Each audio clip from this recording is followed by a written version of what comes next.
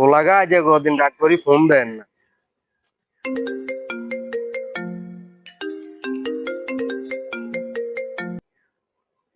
হ্যাঁ, হ্যালো আব্বা। ও বাজি কেন আছো? হ্যাঁ আব্বা, আই তো বালা নাই, বিদেশে খবুজ খাই। ইয়ে তরমুজ নি খাও রে। ও মুই শুনি ওই তোমার ওলা তরমুজ খাস।